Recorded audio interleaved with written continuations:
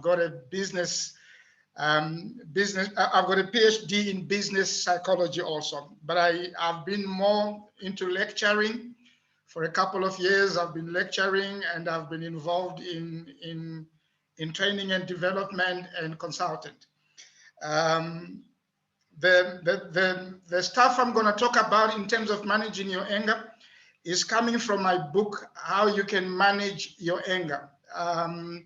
I published the book 2019, and it's a book based on a lot of my work with clients and my observations lecturing at varsity. One of the things I realize is anger is for everybody, whether you're illiterate, whether you're educated, whether you are rich or poor. It's something we deal with every day, and it's something that we have to learn to live with as our friend. And we have anger issues in all relationships, either within the boundaries of family, within the boundaries of business, kids playing. And one of the interesting things that I found out is that we all have first an experience of anger at home. Anger, we always first experience it in the house, and we learn anger from the households that we come from. Whether it's a single parent household, whether it's both parents, that is our first schooling as to know what anger is all about. And I think I'll put some of the slides so that we can have a look at them that I am sharing on, and then have an understanding of what I am talking about in the sense of the anger aspect. I would like it to be more of an interactive, because there's no way I can be talking of anger and just wait for the feedback at the end of it. I think it's more interactive from the beginning of the presentations. Probably, maybe I would like some input from all of us. How do we understand, or how do we define what anger is? It's something we both have experienced. Just to pick up and find out whether we are all in the same understanding of what anger is. What comes to your mind when you hear the word anger?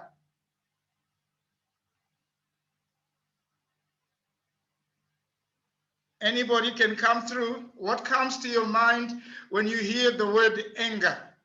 It's an experience we do every day. It's an experience we face, be it at home, be it in business. We all face anger. Fear.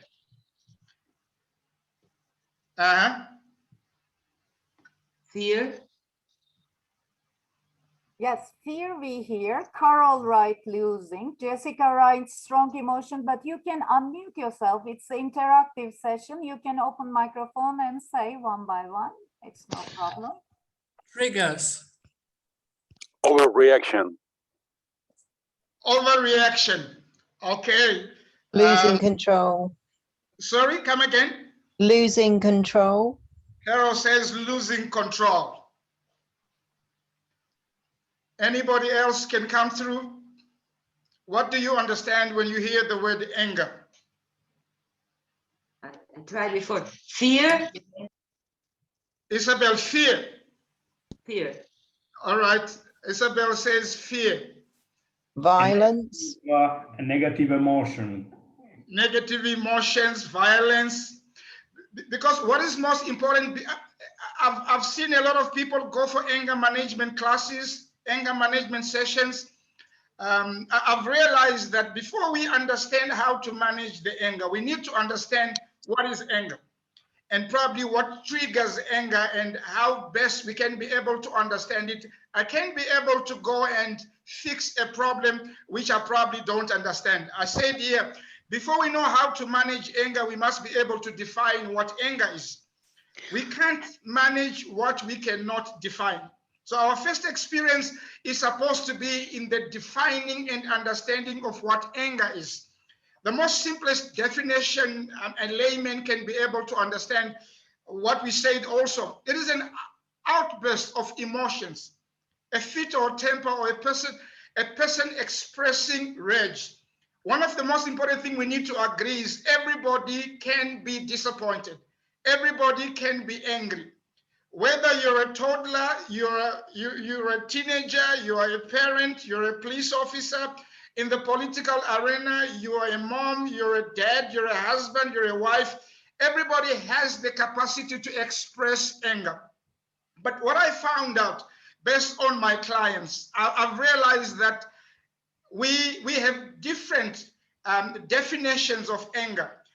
And most of our definitions of anger are based on misconceptions of anger, or entirely on past experiences that we have gotten into. In the book, I try to emphasize the point that anger is good. Along the way, I'll explain why I say anger is good. If you're a parent, you probably would understand what I'm talking about. When you see your children either being attacked, you don't politely rescue them, but you angrily defend the children, because it's something that comes as a result instantly, where there is danger, or where there is abuse, or where there is violation. You want to stand up and speak up, or either stand up and maybe able to be the wall to be able to protect. Truth be told, anger is an emotion which all of us have, and anger is good. I write that in the book. Why do I say anger is good? Because many a times in life, anger is expressed, I think I heard somebody, it's a negative emotion. But many a times, anger only comes psychologically as a way of protecting yourself. This is one thing I've noticed. Anger is a result of coming out of defense.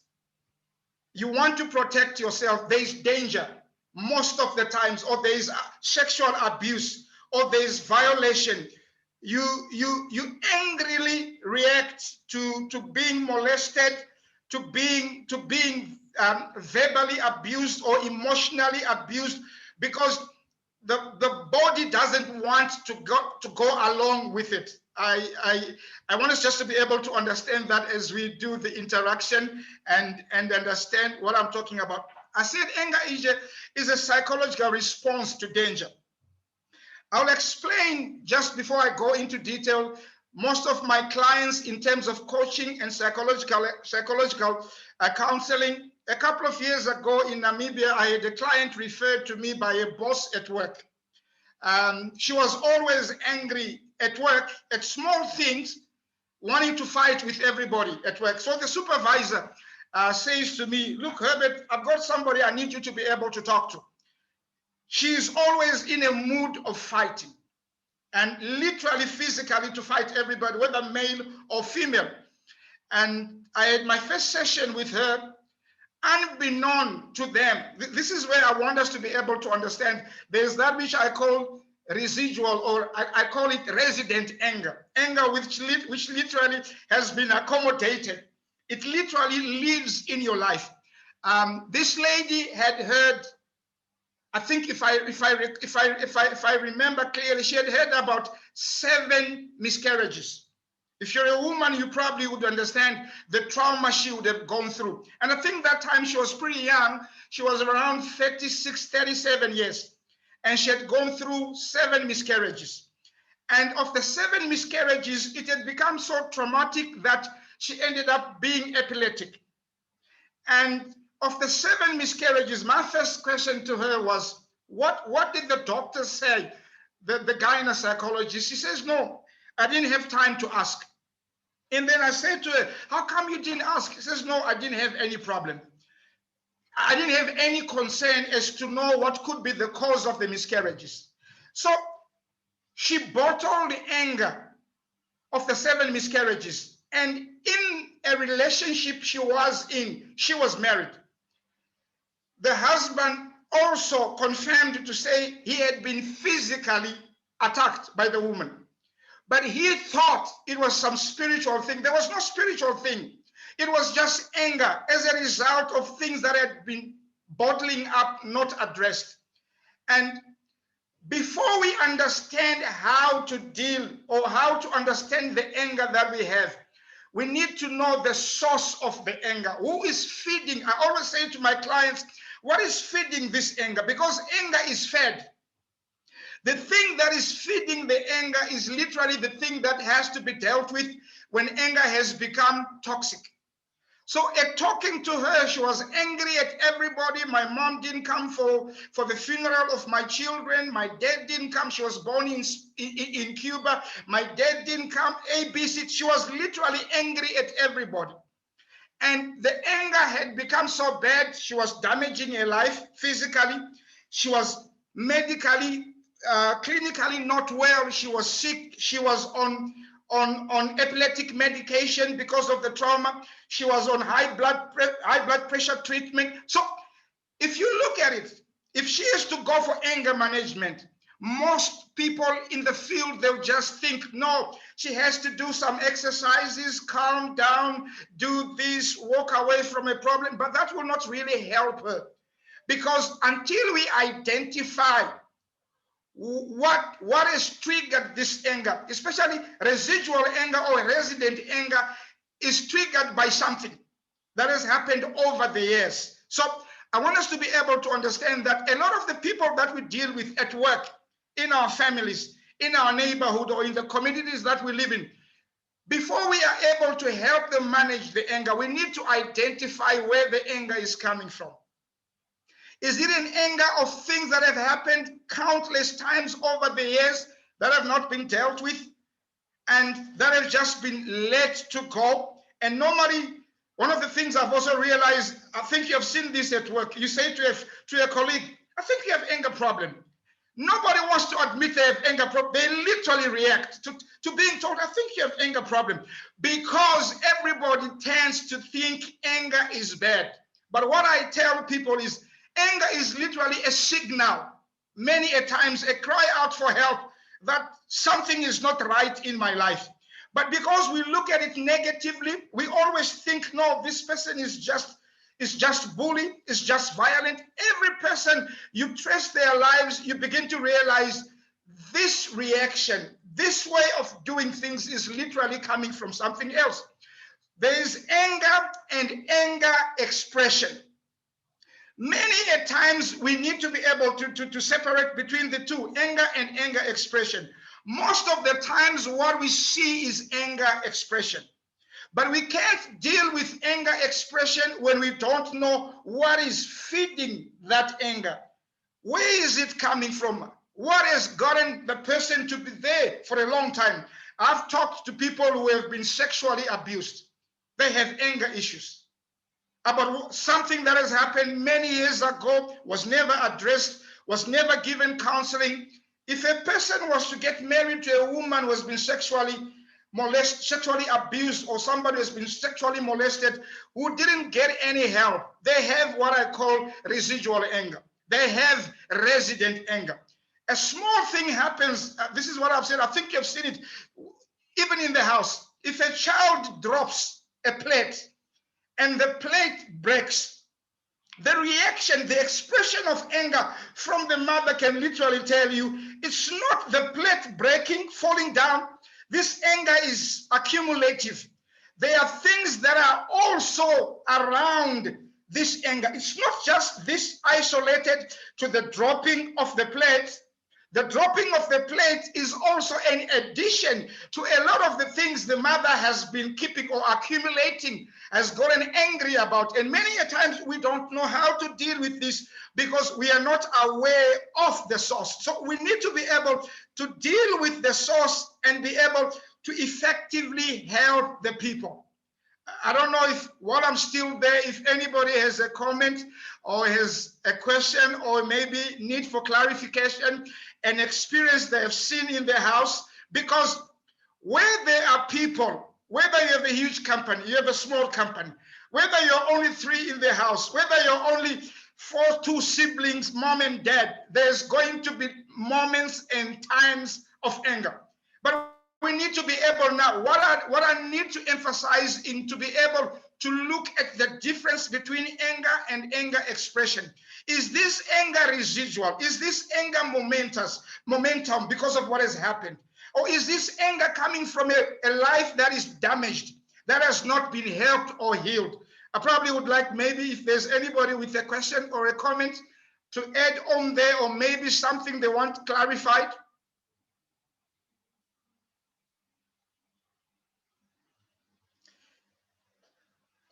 You're welcome to come on board. Like I said, Hi. this is. Hello, this this is Jessica speaking.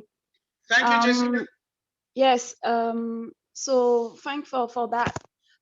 I think people experience anger at different level, you know, especially when you feel that you have been, I will not say victim because I don't like to say victim, but you need to stand out for unfairness and unfair treatment, for example.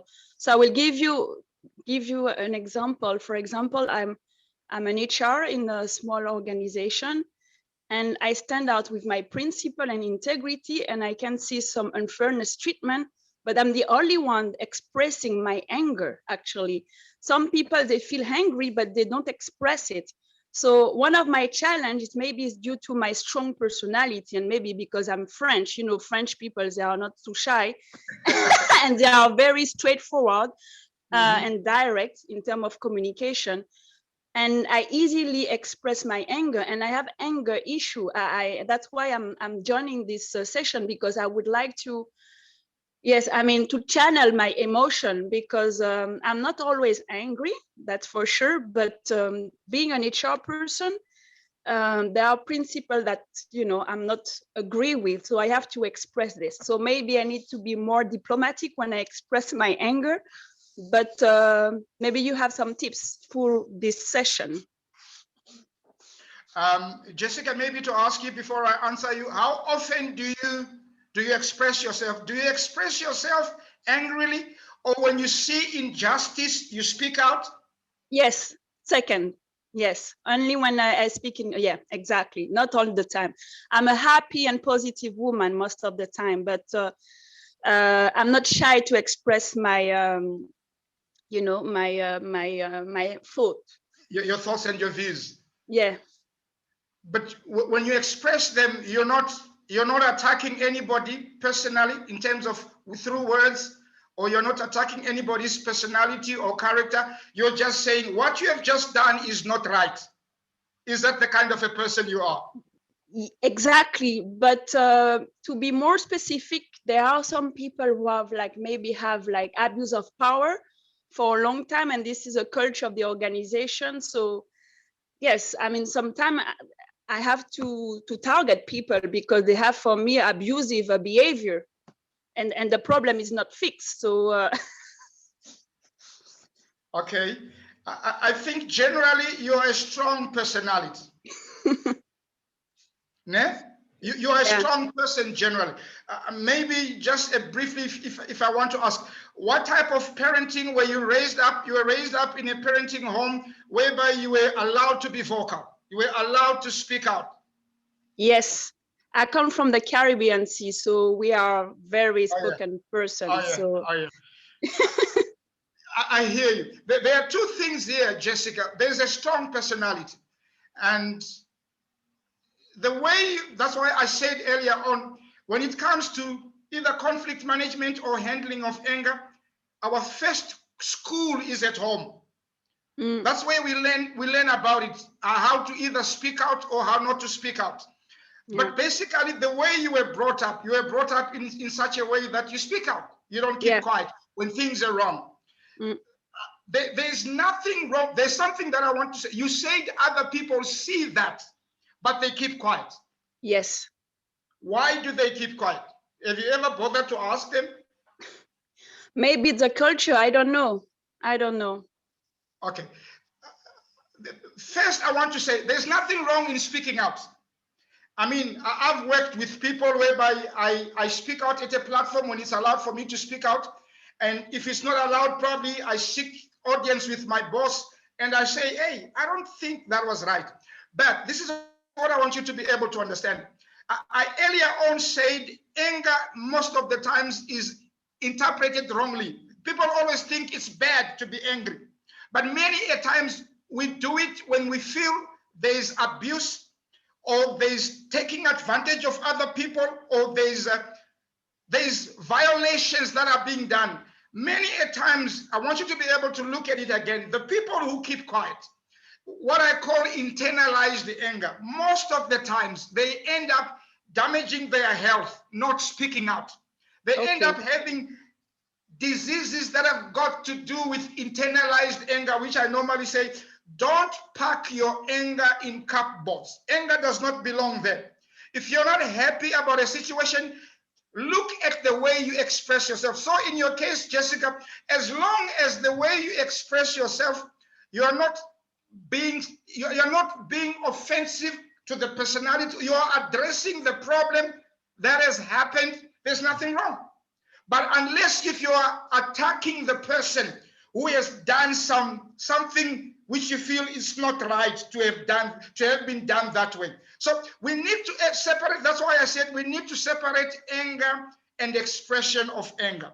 What you're doing, as long as you're speaking, whether boldly, softly, to correct an issue which you rightfully know from an HR department has not been done right.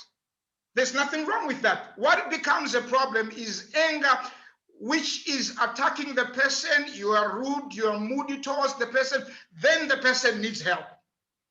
Okay, yeah. Did you get me on that one? Yeah, I get you. And I know that I need as well to improve my communication skill as well, even if I speak out, you know, this is something, okay. so people don't feel, you know, attacked. Okay, great. Thank you so much.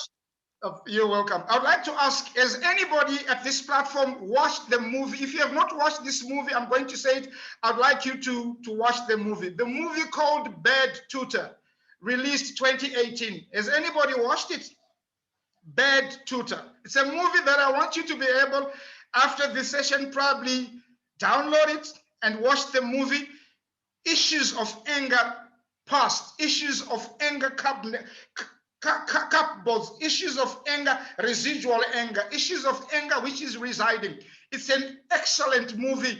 I don't know whether the producer and the managing directors of the movie had anything to do with trying to address anger, because it's not spoken, but it's so clear that anger is a big issue. It's Bad Tutor, released 2018. I've watched it countless times. In the movie, just in brief, you see a guy they've gone out with the girlfriend, and the girlfriend has gotten a place at varsity, and so he kneels down. I mean, I'm just trying to paraphrase it, and asks for the hand in marriage for the girl, and the girl rejects him, and he feels so betrayed. He feels so bad.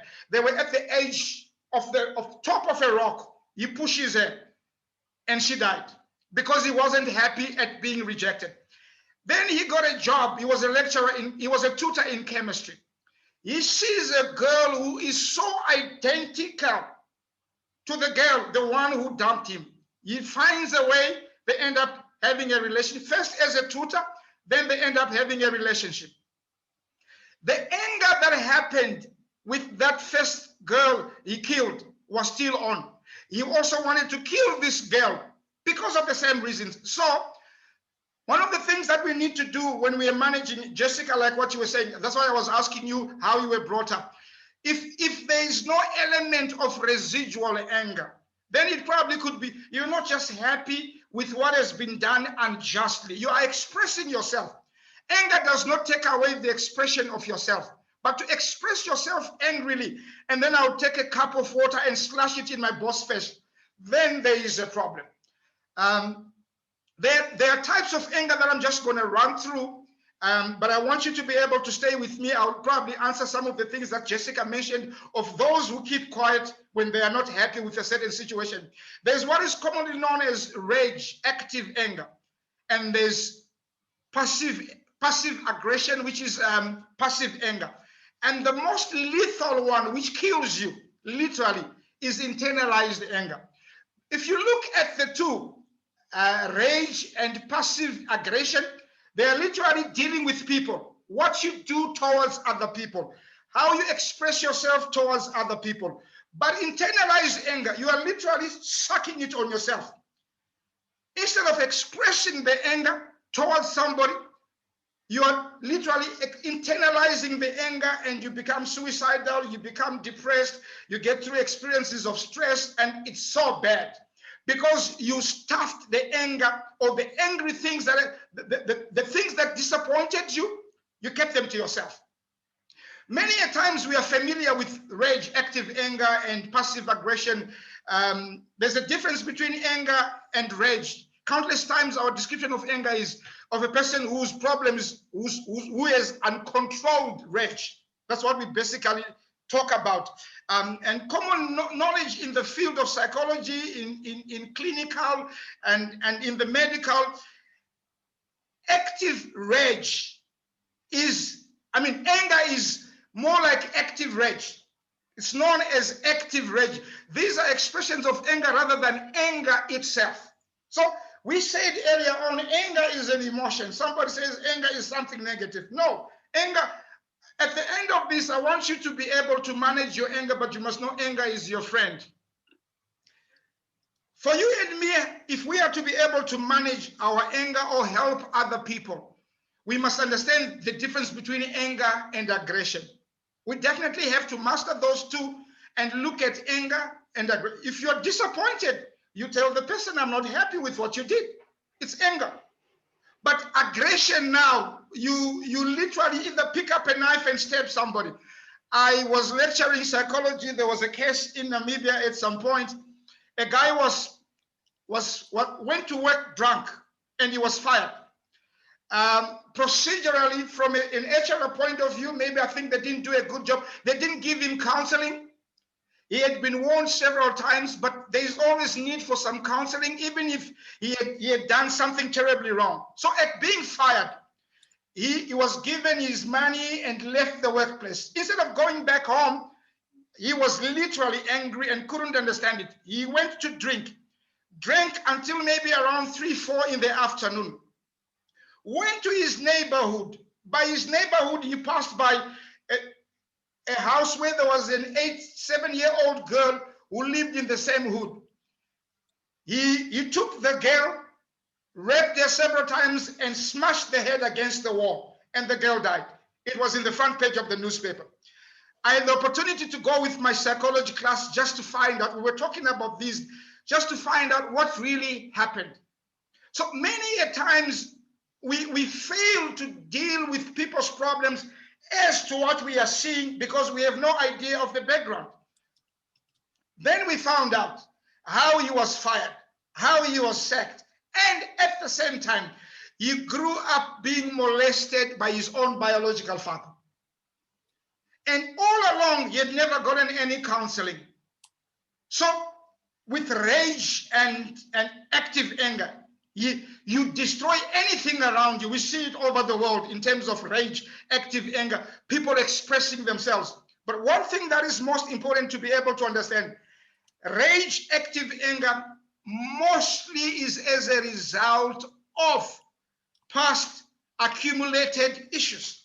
It's not the incident that you're all seeing that has disappointed me. There is a lot of the past that you probably don't know that have disappointed me. And there are people I've seen in my counseling and in my coaching who are struggling in relationships. Not necessarily because they are difficult people, but mainly because they have wounds or damage or have been damaged in the past that has not been healed. I say on TV and on radio, I say, if you fall in love with a man or a woman who has been molested or raped before, you need to understand they are fragile. They need to go through the process of healing until probably they are able to express themselves freely. Anything that is sensitive to them, they react angrily because they have that resident anger which literally dwells in them, which is just disturbed by the things that have happened now, but the real issues are things that have taken place years ago. And then there's what I said, passive aggression. It is also very bad. Passive aggression or passive anger. It is expressed differently. These things are important for us to be able to master. You look at people you work with. You need now to begin to be able to look at them. What could be the cause of this anger? She comes to work Immediately you greet her in the morning. Hey, good morning, how are you? You can tell the tone of the voice. You can tell the anger, and you're wondering, hey, I just greeted. And you're wondering, where is it coming from? There are issues that are lying down. Some of the things that people express themselves through passive, I said rage, you destroy property, you kill people, but passive aggression, which is passive anger, it's very bad. It does damage relationships. Some of you will be surprised with what I'm saying. Some of the signs of passive anger, passive aggression is gossip. I've been asked to coach somebody who struggles with gossip. They have issues with everybody at work. They never speak anything good to everybody at work. They literally are the manufacturers of gossip. If you look at anybody who loves gossip, whether it's in the family, whether it's in the community, whether it's at the workplace, you'll dig deep, you'll find out that they have issues with anger. Anger is clearly expressed through gossip. Shoplifting is anger. You find people stealing in the shop. Either they're angry at the political system or they're angry at the parents at home and they go steal. They're just venting and expressing their anger. Poor school grades for children at school, struggling at school. At times, many of them are not even struggling with books, but they have anger issues. I had a lady who called me some time ago. She says, hey, coach, I've got my son. My son is not doing well at school and he's struggling. Many a times, parents put their children in a certain grade at school which they don't belong to. After you sit and you talk to them, you find the child has a lot of anger issues, passive anger or passive aggression. They express themselves by not being interested in school. Not that they are not interested in school, but literally there are issues that they are bottling up, that they are angry about. So we need to be able to understand passive aggression expresses itself through gossip, shoplifting, poor school grades, and one of the funny things, it's also a sign of anger, adultery. People express themselves angrily to their partners. What do? They get into an adulterous affair. It's not because they don't love their partners. If you find and you dig deep, you will find one thing at the center. They're angry about something. So for you to be able to help the person in gossip, help the child in poor school grades, help this man or woman who's struggling with adultery, get to find out what is causing that. There's nothing there besides an expression of anger. So we need to be able to understand these things before we sit down to help ourselves or to help our friends around us. One of the things, the common ones that are found as expression of anger passively, aggressively, is procrastination. People just procrastinate to do something. They take forever. In my coaching field, I find people who keep postponing one thing to the other. At work, they have a lot of work piling on them. Either they're angry at the way they are treated at work, they're angry with their salary. As long as that thing is not dealt with, you will not have the person be at the same level in terms of production. So we need to look at these things. There are people who they get money today, they spend it so much. At the end of the day, the money is finished. If you look at it, it's also passive aggression. They are expressing their anger at certain things. Now, you as a person who's helping them, you need to find out what is it that is causing them this anger to express themselves in this way. I leave it to us maybe just to have an interaction. Have you seen some of these things and probably try to pick up what I'm talking about in the sense of, oh, yeah, I see, I didn't know, but I just thought maybe the person is a gossiper. Go back to them, take an observation at them. One thing that you will find at the center of the gossip is they have anger issues. At the center of poor school performance, even at varsity, even poor work performance at work, you'll find they are angry people. Any comment, any question before we proceed? Just for clarity and clarification. We have Larry. You can unmute yourself, Larry, now since Herbert gave a chance. You I will- unmute who? Yeah, Larry. Now she's starting. Yeah. Hello, how are you? Sorry, I have a question because you said that anger is very bad, but I believe that in some cases, anger can make you progress, can make you push for the second level and can make you evaluate, no? Oh, Is yeah. it something that you can understand or not? Yeah, I agree with you. That's why I said, as a society, we take anger as bad. But in my book, I literally say anger is good. Anger can be a drive force to accomplishments. I agree with you. Because generally speaking, we hear about anger as a bad thing, but Yes. it explains some bad behaviors. But I can also say that even from my experience, sometimes it's good to be angry, and sometimes it's good to say, I'm not happy with this, and I want to go to the next level, and I want to, maybe crush the competition or whatever is in front of you, and I want to go to the next level and to any price. And this is because you have this kind of feeling inside you, and you want to go, and you will put everything that you have inside you to go to that level. And if you don't have this kind of energy, you'll probably not be able to do it. And I agree with you. Many a times now, that type of an anger, you will not be having any damages previously in your life, whereby you have accumulated a lot of things that have not been helped. I agree with you. In my book, I literally say anger is a friend, which can be a catalyst to a lot of achievements. We all have anger, but we need to know how to channel it for progress and for accomplishment. But many a times it is channeled destructively because many a times we are injured and also damaged. Okay, and how can we define the point where you're like going on the wrong way? Where is that little point where you can have two choices and you might choose the wrong one? Okay, say that again. I want to hear you properly. I was sorry if you don't hear me properly. So I was asking, where is that point where you can decide which way to go? That point that you can choose the wrong way. Let's say if you're not focused, or if you're not aware of the bad consequences that you can have when you're angry. Okay. I like the end of the part that you say when you're angry. I'll talk about it at the end, but let me answer it now.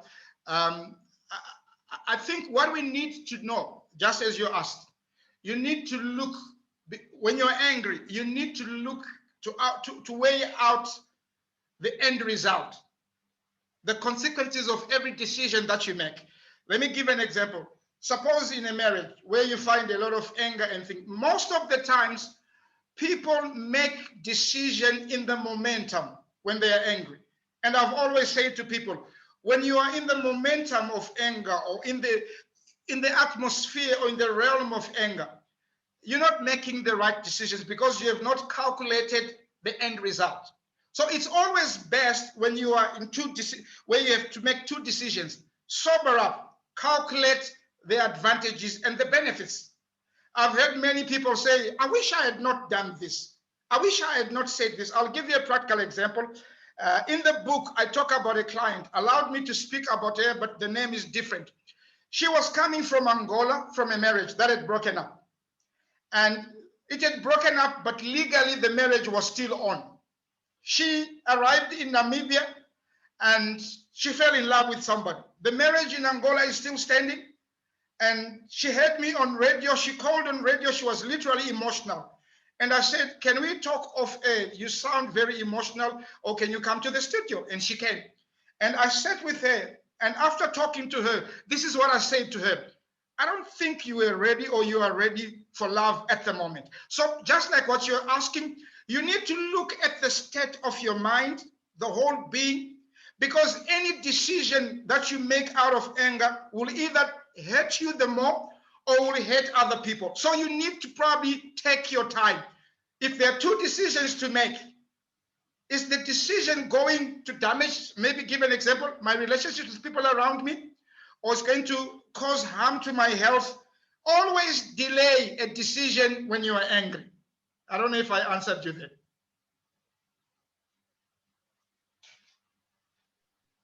Yes, Did you thank get- you very much. Okay.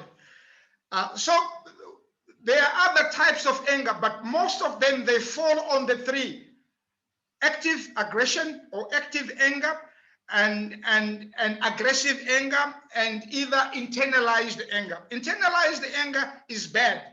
Like what was previously asked, was it Jessica who spoke about it being an HR and things that happen at work? People choose to keep quiet when they have been hurt, yet internally they are hurting. And most of the times, if you look at anybody who's depressed, suicidal, who has negativity over their lives, people who are suffering from insomnia, and most of the times there are people who choose to say, I'm not going to say anything, doesn't matter what they say to me. But at the end of the day, they are literally hurting themselves. They hurt themselves in the sense they choose not to speak out. There's nothing wrong in the way you speak, as long as it's not an outburst. If you're not happy, you're not happy. If you're not happy by what your subordinate did or your boss did, you're not happy. But you choose to walk away and take it on yourself. You're not sleeping at home. You're not eating. You literally begin to have problems. If you look at, then you end up having some of these diseases that are as a result of internalized anger, which is really damaging to your health. You look at issues like continuous headaches, migraine. There's an element of things not expressed there. High blood pressure. There are people who overeat because they're angry. They're literally angry. And I mean, I always give this as an example. If I'm a private in the army, the colonel at work does stuff on me because of the rank differences. Probably maybe because of the hierarchy in the army. I can't go privately to him and say, hey, A, B, C, D. When you go home, the dog comes running around excited to see you. Nothing wrong the dog has done. You're just angry. You start kicking the dog. But the dog has not done anything. So we call it displaced aggression. What do? I go back home to people who are not in the rank of the colonel, whom I can express my anger to. Slap your wife, kick the dog, slap the child. What have they done wrong? Something small which doesn't even deserve that. Displaced aggression mainly is because either my managing director, my CEO is in a huge serious position. I probably feel I'm disrespecting them to talk to them privately. The way you treated me, I think wasn't good. So in a society where we live in, we have anger and rage all over because we don't know how to handle our day-to-day relationships. And most of the times it hurts us. It hurts the people who are seeing us happy, and it hurts everybody who's around us. Most of the times we have poor health because of not being able to express ourselves confidently with a good choice of words to the people who probably have belittled us or probably said something which is really bad, and you literally feel this is bad. But you just say, no, I mean, I'm good. I'm not going to say anything. So we need to be able to understand anger is a friend. Like I said earlier on, it's a psychological response to danger. That's what anger is. It's a response to danger. You don't watch a man beating your child by the road and say no, or a woman beating your child by the road. You say no, it's fine. They are just doing it. You react. You don't react politely. You react angrily. Why? Because you see there's danger. Many a times, if anger is taken in its context, it would not damage relationships. But then it is damaging relationships because there's toxicity around it, there's hurts, there's damage, there's things that we have gone through that we have not been able to get help from. So we need to get help from the things that we have gone through in the past that have hurt us. I don't know if there's anybody with a comment or with a question there. We I have see our time Larry. is- We have Larry again. Yes. Yes. Okay. Sorry. Come on Yes, board. Sorry, please go ahead. you talked about people that you can have around you when you're angry. And maybe I would like to have more information about this kind of people. What should it be like personality, let's say? Oh, awesome. That's why you remember what I said earlier on. This presentation helps you to deal with the negativity around anger, and also to help yourself and to help the people around you. Like I said, you need to put the people on observation. Just try to find out or to relate, not investigation, observation. There's a difference between investigating somebody and just observing. You literally relate to them, to probably understand the people around you, to understand them, what really is going on in their lives. You will find most of the times, many a times, they are either wounded. That's why I said there's a difference between anger and anger expressions, or angry expressions. Angry expressions, normally, to anybody hearing at the sound of my voice, it's actually a call out for help. Oh, Herbert is trouble. But what is the problem? The way he was spitting at Jane or Gunsu, the way he was doing things, there is a problem. I've always said to people, and I've found out I'm beginning to be proved to be true in most of my writings, anybody who's involved in violence, physical, it's literally a sign that there is some underlying problems there. So just to say, the people around you, the difficultness in the sense of anger expression, it's literally to you who's with them a call for help. I've been with children. Let me give an example. I've been with children at orphanage centers. I can be able to sit with the children and tell you, this child, the parents were fighting when she or he was in the womb. You can pick up those things. So it's the same. The way people express it, especially in terms of negative expressions, they are literally a sign to remind you and to tell you something is not right somewhere in the past. So I hope I answered you, Larry. Yes, thank you very much. So what it means that we don't have to be suspicious of people around us. We just need to be conduits of help. We need to be able to understand people basically need help. I told you of a woman who was 7 miscarriages. Everybody at work, they said she's difficult. She is a problem. When I sat with her, she broke down. She began to cry. Took her through the counseling therapy. She began to relate well to the husband. She began to relate well to the people at work, because something was done in the past which violently, or probably which hurt her so deeply, and it had not been addressed. So we need to be able to understand that the people around us, they don't deliberately behave the way they behave. I've always said to people reflect the type of lives they are coming from by their behaviors. I have a question. Yeah, It's sure, okay? come on. What type of counseling would be good for someone who has, in fact, as you spoke of the lady who lost the 7 pregnancies, if someone had lost 6 pregnancies and not honestly had time because of other children's disabilities that came along, what would be the best way for them to work through that? What type of counseling? It's counseling therapy, but what I will do, I'll give you some of the forms that I designed, which you can be able to help. They are easy, because just in short, let's say she had 7 miscarriages.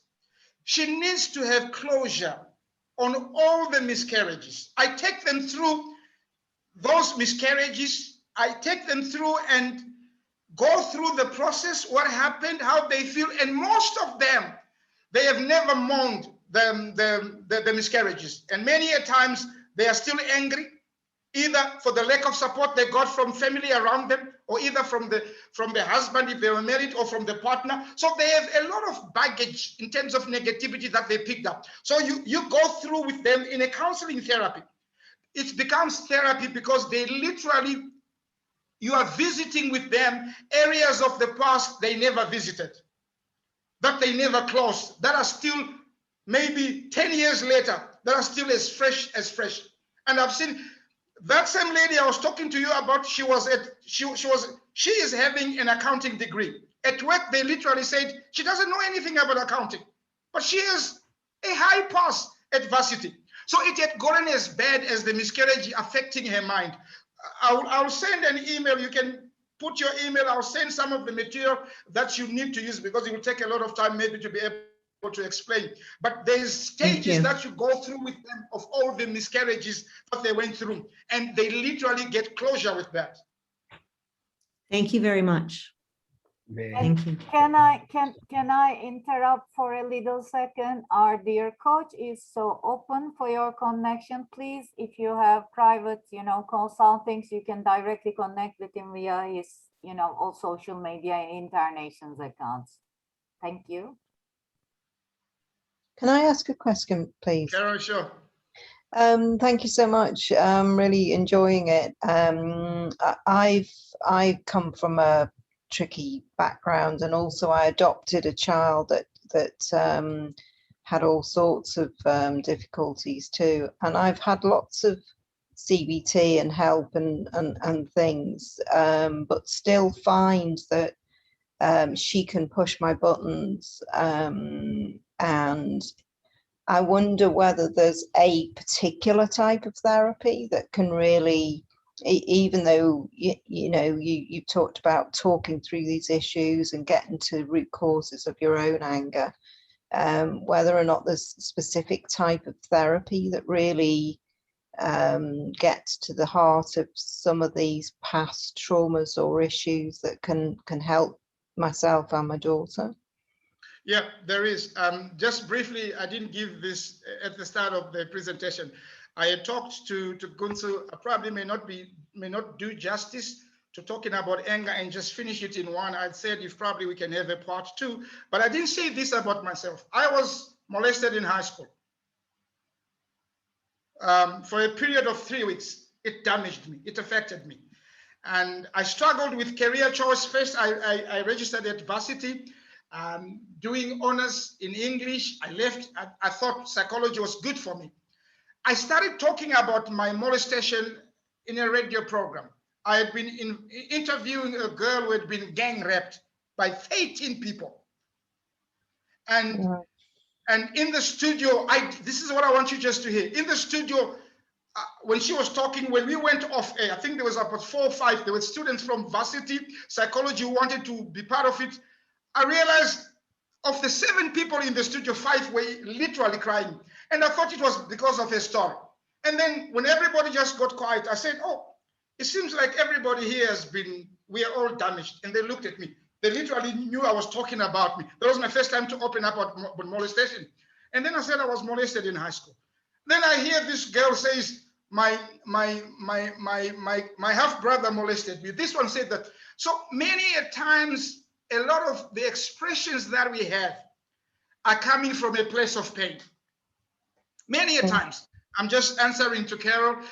Yeah, there is material. I'll just as Kunze said, I'll get in touch with you on your email. They are easy to use. You can always talk to me on Zoom and I can be able to guide you how to use them. And I'm not charging anything for that because I've realized in my field in psychology, there's not been much written currently as to what we observe and what we go through. And I think it's important to let such information out there and people are able to use it and be using it to transform the lives and the people around them in their own lives. Thank you. My time is gone. Gunther? Now we have Anwar rising hand. Please unmute yourself, dear friend. Thank you very much. Yeah, so thank you for that. I understand that like any emotion, anger is a form of energy that needs to be released, and in many cases it's suppressed. I understand that one of the ladies earlier was mentioning about, I think she was in HR, the inability to be able to voice one's anger in a healthy channel, positively channeled manner.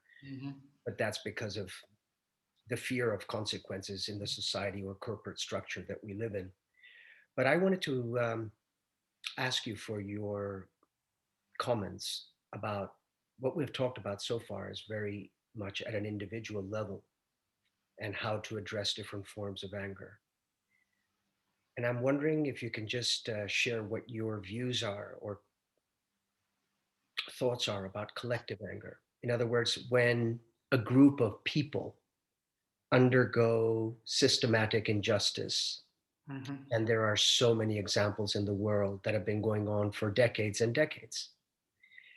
And then that form is manifested in ways that we are very quickly to judge as violence and irrational to our eyes and senses. But there too, there's a root, which is trauma. And I was wondering, how can one, in a positive manner, address the collective anger that builds up over time amongst a group of people? Rather, I mean, it's composed of individual anger, clearly, but they all share that trauma, and then they all wish to express, or many of them wish to express that trauma through anger, which is collective. I hear you. And in my book and on this presentation, I actually talk about it, and I rightly agree with you. I mean, I think it's in my travel in the world or on TV, we see it going on every day. I mean, a collective anger. I mean, where people, I mean, in lots of countries, be it in Asia, be it in Europe, be it in Africa, be it in the North Americas, be it South Latin America, we're seeing this. And I say this is the biggest challenge for the leaders. And we, just as you said, Anwar, we condemn, we first condemn the collective violence. We're not interested in seeking what could be triggering this collective violence. This is what I say. As long as the collective violence is not addressed, the cause, I say, what has been, it's not something that is happening because of an incident today. No, it's just been there. And probably people had not expressively, collectively expressed it to the world. And playing a blind eye to it is like a time bomb waiting to explode. I've always said, when there's collective angry expressions, the first thing the leaders should be able to sit down, find out, how do we deal with this? How do we address it? I mean, let me just give a practical example. I think you're in London. There was a recent murder of a girl, and there was a lot of noise. There was a lot of violence expressing. People generally, this is what I say to people. You, Anwar, and Herbert were in the same room, okay? If you step on fire, maybe your reaction would be, ow, ow. But if I step on the same fire, I would break doors running away. So this is what I say to people. Don't expect people to express themselves politely, because pain is never felt the same. Pain is expressed differently to the degree and to the measure I feel it. But many a times we want people, yes, damaging property is bad, killing people is bad, but you can't control people's expressions because you're not feeling the pain, number one. Number two, let's find out than to shut them out. Let's deal. It's not something that has just happened 2 days ago or yesterday or last year. These are things that are accumulative from long back, and they have not been addressed at schools, at varsities. We're seeing these things all over the world. So there has to be a way of reaching out, not just hearing people talk, addressing the issues that are causing collective reactions violently. I don't know if I'm answering you, Anwar. You're confirming what I think, but I don't want to now detract from the main talk about anger and management of anger at an individual level. But you mentioned leaders on a couple of occasions, and I'm just very skeptical that there is the will of people that we place in power, at least in democratic societies, because they're traumatized at some point in their own lives. Everyone has traumas, right? So I'm skeptical about the will and the ability of addressing the very point that you have highlighted, which is understanding the pain of people who are manifesting violence on the surface. And that is the biggest, in my assessment, the biggest crises that we have. Is not going beyond what we see on the surface. But thank you very much for your comments. Yeah, Anwar, you're very right. We're not going beyond what we see on the surface. One of the things that has been happening that I think probably, that's my own opinion, I think the leaders are not addressing it. I mean, you look at gender-based violence, you look at women being raped. And then my question has always been, how do you address this problem when you only talk to the victims? The victims are the women and the girls. Why are you not addressing these men and finding out what is feeding them to doing this? Because as I sympathize with women, gender-based violence, rape, it should never be tolerated. But as long as we speak only to the women and don't reach out to the perpetrators and be able to have, because they are expressing themselves angrily, it's rage. Why are they doing this? And then we can be able to address these things from boys when they are young. When there's no collective effort, just as Anwar was asking, there are things that we can be addressing, I mean, at a 90 scale level. But because we are only concerned with what we are seeing, all of these, it's anger expressions. And it's our generation, it's you and me, who has got to deal with them.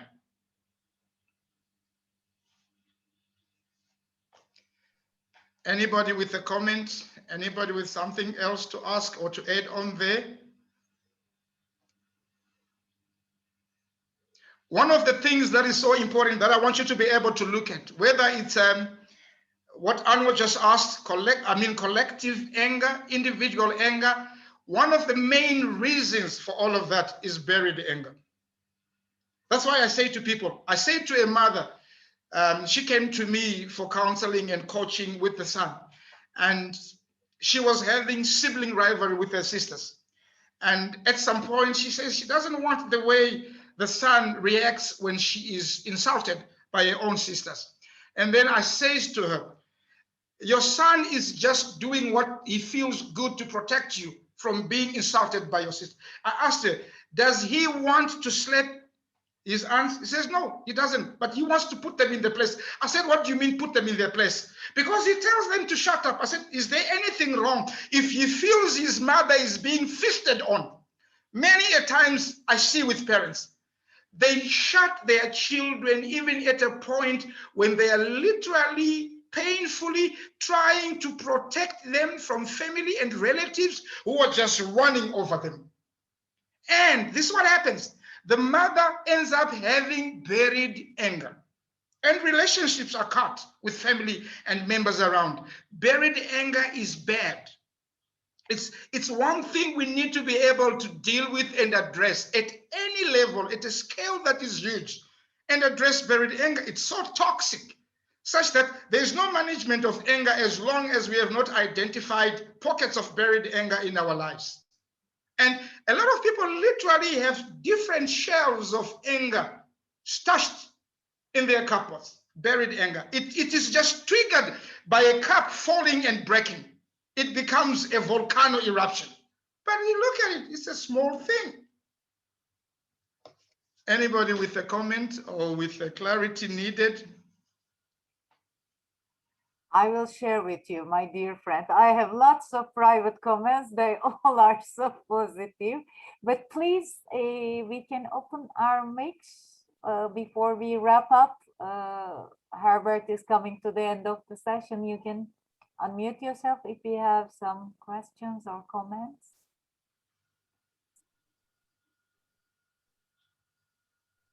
I'm seeing smiling faces, Herbert. I think you see the same. So are we all good? Is there anywhere? Francesco, please. Yeah. Thank you, Herbert. It's really interesting. My question is, when you internalize the anger, I know it's so negative, and for me, it's unbelievable negative, because I feel really painful, for example, in my stomach. So I understand absolutely what you said. My question is, the society, in my opinion, doesn't accept when you have an anger because they don't understand what you feel inside. So how we can deal also with society, because for me, anger, it's not negative. It's negative because I internalize the anger. So I absolutely agree with you. But at the same time, for example, when I work or I am in a very stressful situation, I understand the people, they are very, don't accept when people express the anger. Also, if you express in a way you are not so rude. So the consequence is I continue to internalize the anger and I feel more stressed than before. And this is something really I want to change, but I understand for me, maybe I have to change the environment because the other people can't accept this kind of expression of myself, because usually people, they say, ah, you are very calm, you are really nice, but this is all one side. I'm not only calm and positive. When I'm angry, I'm really angry, and I want to show this kind of thing because I think it's important for me to stand up for my right, for example, at work. But for other people, this is something they maybe understand, but they don't want to talk about it. So I feel really stressful about this kind of thing. So I don't know if you can understand what I want to ask, how we can deal with the society also, because the anger, it's individual, but it's we have to stay with other people and try to have a good atmosphere. Yeah, I hear you, Francesco. That's why I said earlier on, anger is a friend.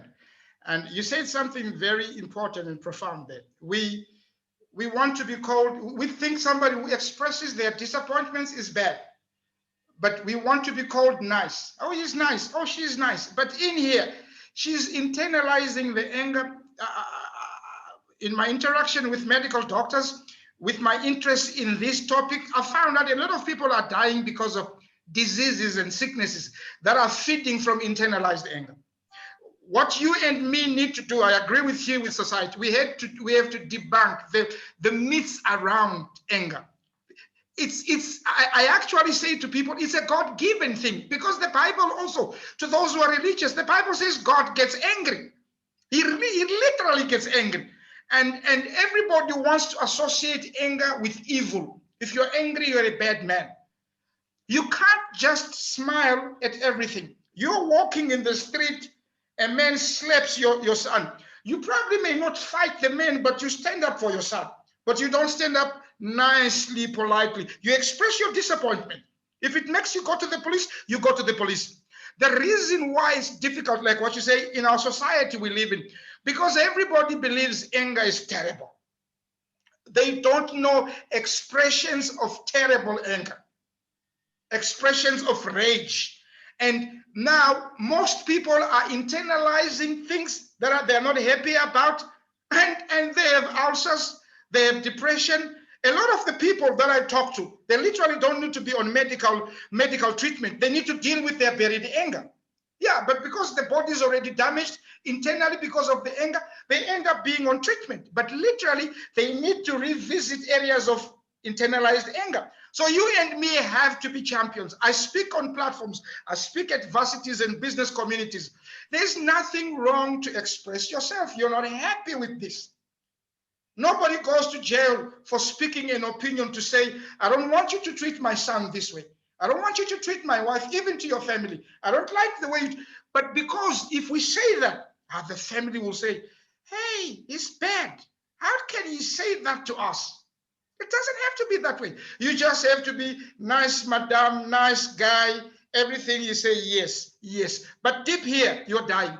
And people see you now have insomnia, you now have depression. Depression feeds on that. Stress feeds on that. And eventually you are on manic depression. Most people are suicidal. Suicide, literally, if you look at it, it's internalized anger. Literally angry, and they choose to take their lives. But if people are allowed to say, I'm not happy with the way you are treating me, then people will sit and listen. Maybe we can have a dialogue and a conversation. Just as you say, the world over, our attitude and our view, our perception towards anger is bad. We don't look at anger expressions of killing, of rape, and try to find out, why are these people doing this? We just look at what we see and we say, it's bad to be angry. I had a teacher calling me.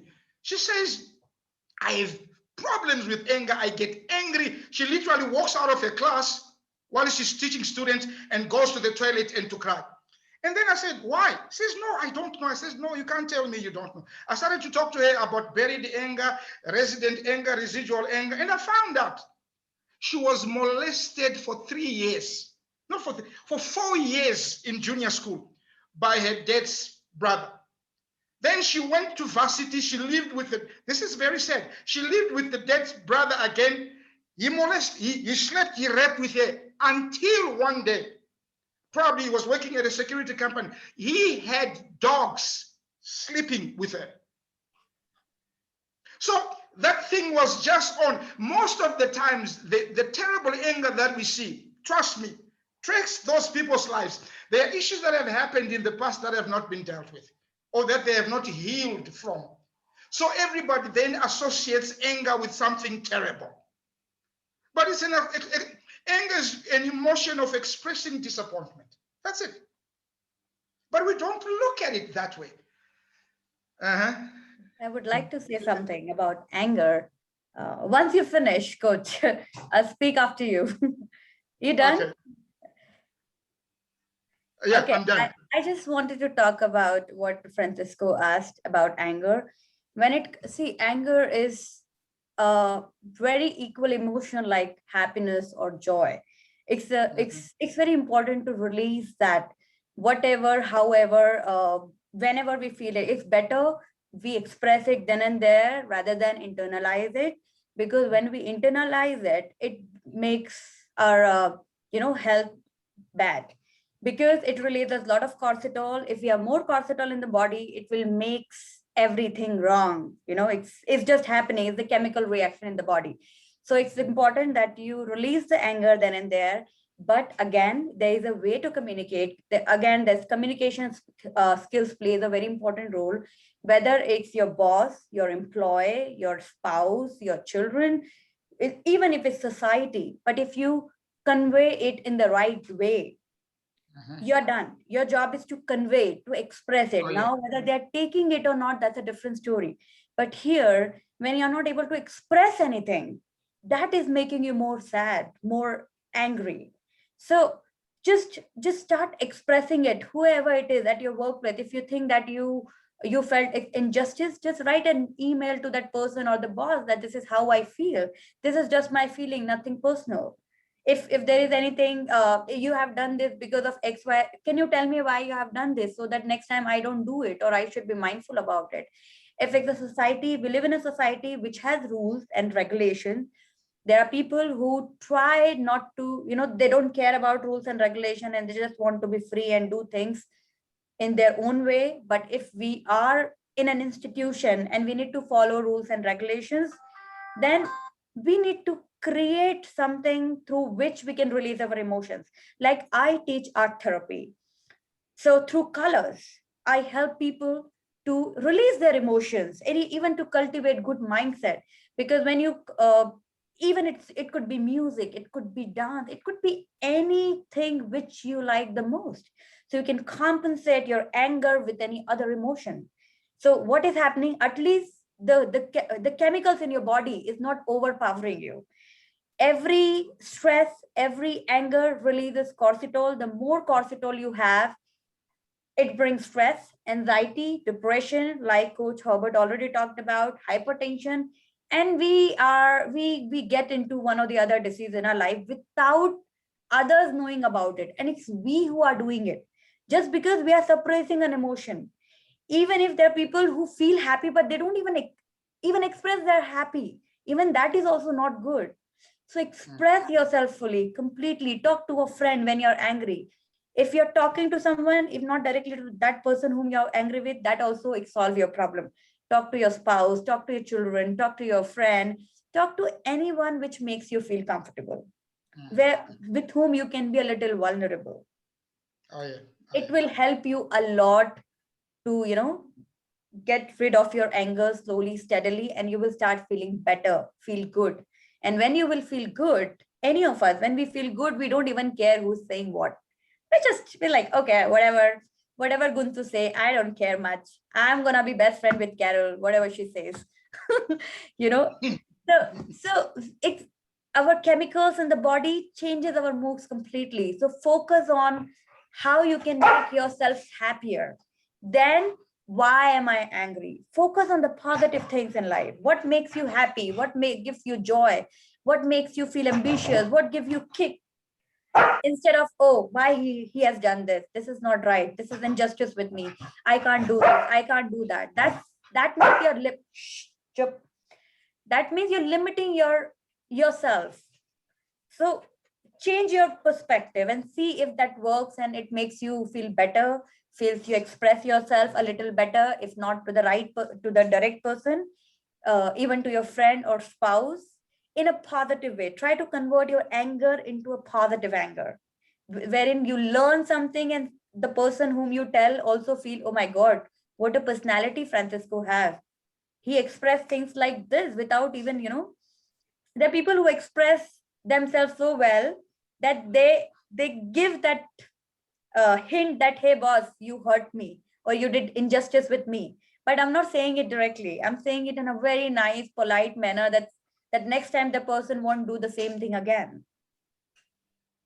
So just try to find different ways to express yourself. Expressing is very, very important, no matter what emotions you have that particular time. Happy, sad, crying. If you feel like crying, just do that. It's not like only women can cry, men can't cry. This is just a stereotype. We all are humans, made up of genes. We all have right to have all the emotions. Okay, so this is what I wanted to share. Thank you. Sorry, I took a little. Thank you so much. I like what you said. I think of the chemistry. I mean, the brain chemistry is such a delicate place. What we call psychosomatic sicknesses. If you look at that, they are all around the brain. The changes in the brain, they have to do with your happiness and with your sadness. If you go to a medical doctor today because of blood pressure, the first thing they ask you, what are you stressed about? Yeah, true. Are you eating well? Are you exercising? But if you look at it, a bigger percentage goes to what are you stressed about. Then contributory, because you're stressed, you probably don't exercise. Because the mind, the brain chemistry is such a fine thing, which feeds on our joy and which also feeds on our sadness negatively. I saw a hand raised. You can go ahead. Yeah, that's true. And our brain is very naive. Whatever you teach it, it will, even if you are sad, but if you keep telling yourself, I am happy, I am happy, I am happy. So your brain knows that you're happy because you grow your dendrites. Every time we repeat anything, we grow dendrite. Dendrite is nothing but a fine, kind of fine hair in our brain, and through which we start learning. So the more we repeat anything, whether it's positive or negative, our dendrites start growing up, and then it connects with our neurons. That's why people with trauma, depression, they keep thinking one thing again and again and make their neurons so strong in their brain that even if they want, they cannot think of it until they create new memory and try to, suppress the negative thought. That's what doctors do. That they just try, or counselors do. They just try to help patient to create new memories so that they can suppress the older one. But you cannot, the neurons one it's made, it cannot die so easily. So it's always good not to repeat negative emotions, just focus more on positive. The more we focus on positive, the more we'll grow dendrites and neurons, which will be positive. And even in negative situation, our positive neurons will tell us to do positive things and keep our chemicals in balanced state. So it's very important that we should be in balanced state in our body, keep our cortisol as low as possible. If we feel sad, grumpy, any negative emotions we get it only because of cortisol and adrenaline rush in our body. Oh yeah, I agree with you. Thank you so much. Yeah, thank you. Mayan, you can go ahead. I see your hand is raised. Yeah. Yes, Mariam. Thank you. Hi, thank you very much. This really, I mean, really sort of engaging talk and all the questions. I'm a bit puzzled if someone has a really deep-seated problem that it's get triggers, you know, with some drivers, could be a neighbor, could be a colleague, or could be a kid dropping a plate that you expressed earlier. Shifting to a happy mood, I don't think that it is any, it doesn't do a good any sort of a long run, because those are the signals to go to solve these deep-seated problems, isn't it? Like, even if you try to shift to the, oh, I'll be happy now and happier is the better sort of idea, then you will come back to the same cycle again. Isn't that right? I found it's not about only saying happy, it's about doing it as well. So I know more about art therapy, so I will talk only that. Coach Herbert knows more about psychology part. So I've read a lot of case studies wherein just because of pain, so many patients healed. See, what happens is whenever people get triggered for whatever reason, they get holes in the brain. The brain is sick. Yeah, Okay. yeah, I understand. I know about positive psychology. What Yes. you are talking about positive psychology, but I think there is a kind of limit to it. Once you have solved the problem, your major deep-seated problem, then you can be in a positive psychology. But if someone is really wounded mentally, you know, in the childhood that you express already, Coach, the molested cases and so on, how come that person can shift to the positive psychology? It will be making a loop all the time, coming back to the same again and again and again.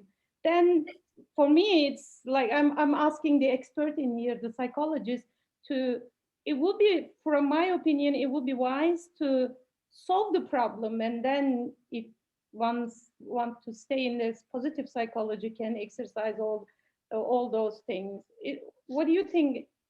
Your opinion, Coach, about this? I agree with you, man, because what you said just nailed it. Going down and dealing with the root cause of the problem. As long as it's not dealt with, if we try to build on anything without addressing the problem is still there. I mean, I gave you an example of a lady who had had 7 miscarriages.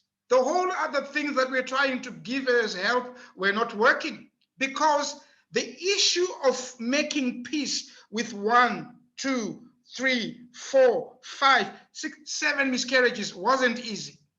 We had to resort to visit the place of pain and address the problem.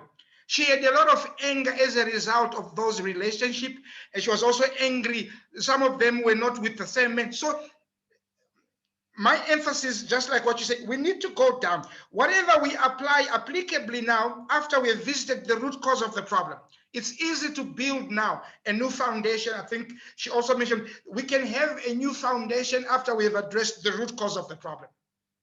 Anything less than that, it will not help. And I think also that this happiness idea of being happy and staying happy all the time can be a slippery road to hide away the problems and maybe preventing someone to find the root causes of the problem. That's what I understood from your talk today. Thank you. Thank you very much. I hear you. I hear you well on that one. Being happy is a state of the mind, number one. But at the same time, if being happy makes me forget the reality of things that have to be solved. I said this to somebody who happened to be a Christian, and I said to him, look, you don't go to God and pray that I'm not talking to my sister. Your sister is not there. Go to your sister and sit down and talk. And don't go to a prayer group and say, pray for me and my sister, we're not talking. No. Don't burden people with things that have got nothing. Go to your sister, sit with your sister and talk. Then if I am in a state of happiness, not addressing or not going to the root cause of the problem, then I'm not really dealing with it. I may be happy for now, but then there's still a problem that reminds me something is not right in my life, which still has to be dealt with. Anybody with a comment? Anybody with a question or need for clarity? I am looking. I think we're all happy. I see smiling faces. I have great comments. I will have some private messages to you after the event. I send the contacts, make you connect with our dear friends. But for all our dear friends, you know, his all communication details on our event page. Even somehow you have problem, you can always come to me. I'll make you connect directly to Herbert. And also, he's not leaving us right now. We have another event on our wall, and he will be with us more. Don't worry, you liked him. It's for sure. I can read the comments, you know. We will go with our sessions. Let me correct as a last year, Herbert. The name of the movie was Bad Temper 2018, right? For our dear friends who ask, okay, yes. I wrote right. Bad tutor. Oh, sorry, I write Bad Temper. You have great. Bad tutor. Bad tutor 2018. Yes, sorry. It's good to check it. So please, the movie at the beginning, Herbert was talking Bad Tutor 2018 release movie. You can check up on internet. So as we see, we are ending up, wrapping up. Thank you so much, Herbert, on behalf of all our dear friends. For the further questions, you can connect with our dear coach. As always, he's so willingly, openly waiting your, comments. We will send the recording. And Herbert, another question, they also asked for the presentation, the slide. Can we send them after the events? With this, okay? Yeah, sure, definitely. Okay, we will share that too. So as soon as the event is done, when we get the recording, we are sending the presentation. You can connect with Herbert. Romina, thank you so much. You are fantastic as well. Yes, our dear coach is fantastic. Yeah, Herbert, I will share with these comments. I have 7, 8 already in front of me, these comments. Thank you so much. It is his first session. We have another very dear guest, friends with us. He will be with us more. Thank you so much for your participation. See you on next session, and thank you all for coming. Have a great night further. Bye-bye. Thank you, Herbert. Bye to everybody. Thank you, Beran. Bye-bye. Thanks. Bye-bye. Bye, everyone.